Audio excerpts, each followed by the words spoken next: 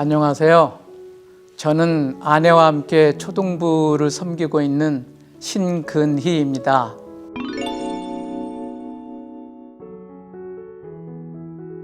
(95년쯤으로) 기억이 되는데요. 제 아내의 지역다락방 순장님께서 아내한테 교사 권유가 들어왔고, 아내는 저를 핑계 삼아서 이제 남편이 하면 모를까 못한다고, 그래서 이제 저한테 권면이 오기 시작했습니다.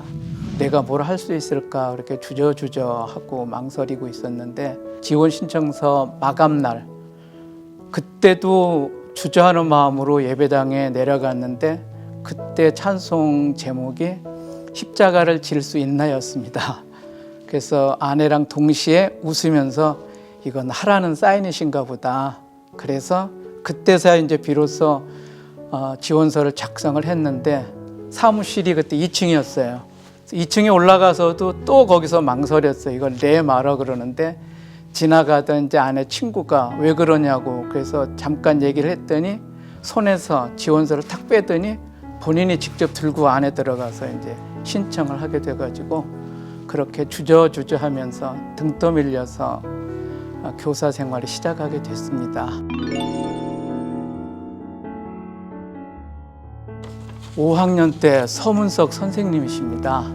그때 제가 소극적인 성격이라 어디 나서기를 싫어하고 그랬는데, 그분께서 용기 주고 가르쳐 주고 그래서 성경 암송대회도 나가고, 성경 암송대회를 통해서 말씀도 많이 외우게 됐고, 결정적으로는 그분이 이제 군대 가셔서 편지를 주고받게 되고, 그리고 제가 6학년 때 손수 만든 카드를 보내주셨어요. 그때 그 카드 받았던 게 아마도 되돌아보면 제가 교사를 하게 된 첫 시발점이 아니었나 그렇게 생각이 됩니다.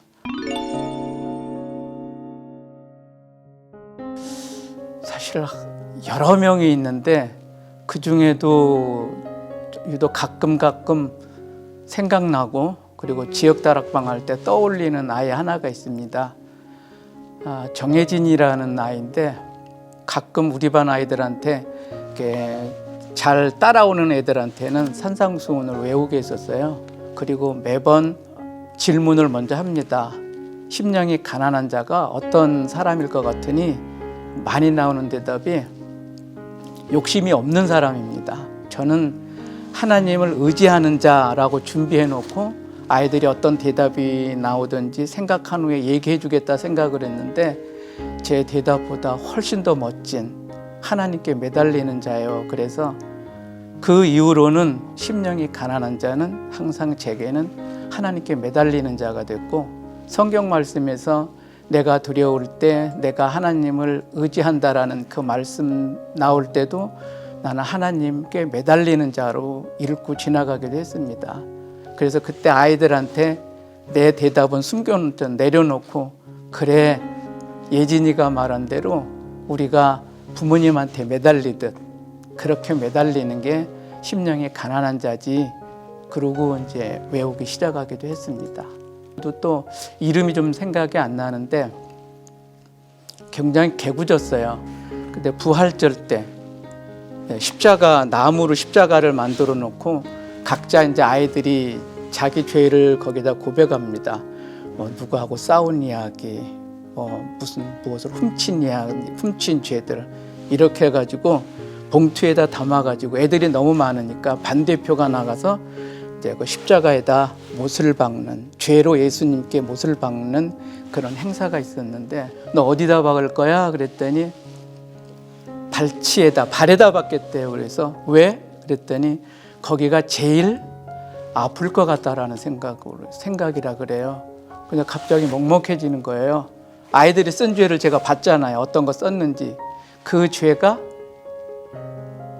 예수님의 가장 아픈 곳을 건드린다고 아이들이 생각하는구나, 이런 생각이 먹먹해졌는데, 아이가 받고 돌아오더니 울먹울먹 하더니 이제 다 같이 기도하는 시간에 엉엉 울기 시작하는 거예요.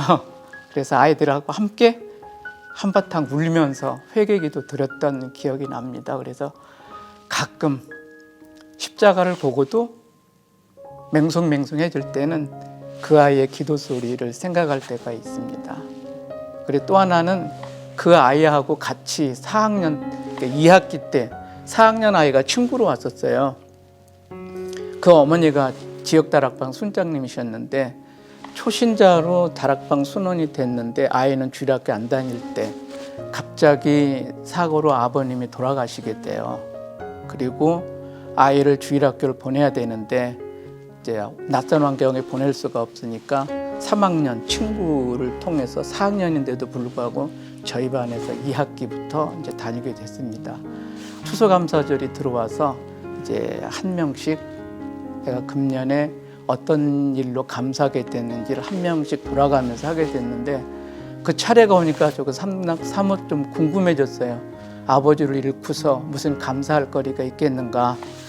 그런데 이 차례가 돼서 사랑의 교회에 온 게 감사하다고, 예수님 만나게 돼서 감사하다고, 그리고 1년이 이제 지나고 이제 학년이 바뀔 때 그때도 또 이제 한번 1년 중 가장 감사했던 거 이제 고백하는 시간이었었는데 이때도 동일하게 사랑의 교회에 온 거라 그랬어요. 그냥 교회에 온 게 아니라 사랑의 교회에 온 것, 그리고 하나님의 말씀을 듣게 된 게 너무 감사하다고. 그때 이제 비로소 애가 기도할 때마다 속으로 저는 이제 그 생각이 들어요. 아버지를 잃고 하나님 아버지라고 기도할 때, 그리고 주기도문에서 아버지라고 부를 때 그 아버지가 얼마나 절절했을까.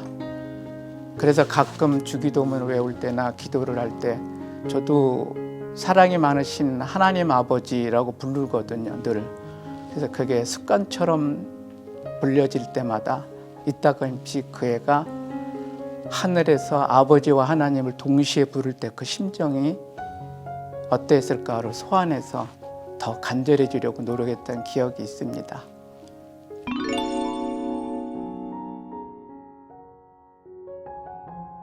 아이들이니까 베이직한 설교 말씀이 많잖아요.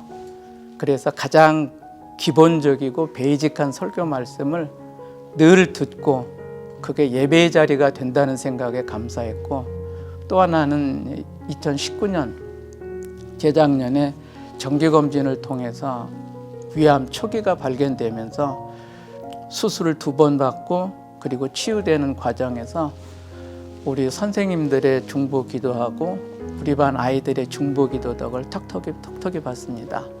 제가 수술하러 가기 전, 바로 그 전주에 우리 아이들한테 기도를 부탁하면서 내가 광야에 서 있는 거 맞지? 그랬더니 애들이 네. 그래서 그 광야를 내가 어떻게 걸어야 될까? 그랬더니 한 아이가 잠시 있더니 광야를 다 지난 자처럼 걸어요 그러는 거예요. 그때 전기가 찌릿 오는 느낌이었습니다. 그래, 그렇게 걷도록 너희들 기도해 주렴 하고 기도를 부탁했고, 이제 수술을 마치고 치료 들어가면서 그게 이제 제 슬로건이 됐어요. 무슨 일이 있으면 이럴 때 내가 다 지난 자처럼 걷는 게 어떤 거지?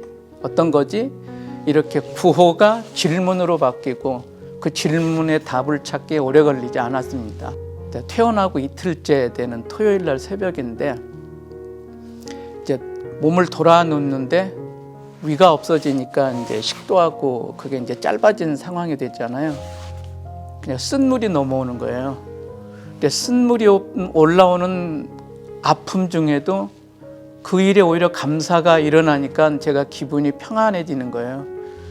그리고 같이 계신 이제 이순모 권사님께서 평생에 감사하면 감당하게 된다라는 요지 이제 그 가훈에 대한 간증을 들은 게 생각이 나면서 그래, 이것도 감사하네.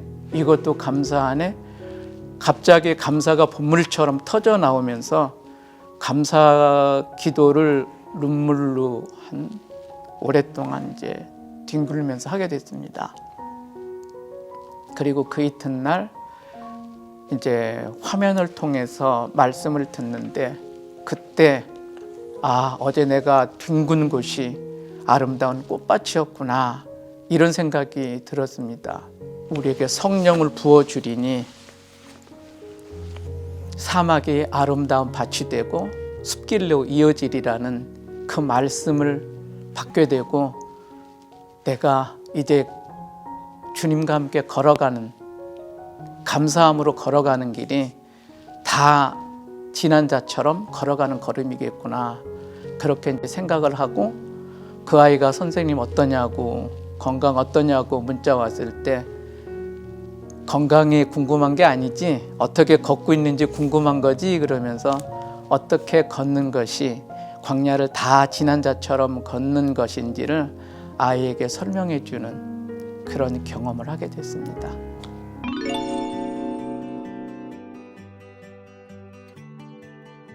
제가 생각하는 교사란 이정표다. 이정표는 보통 경계선상에 많이 세워지잖아요.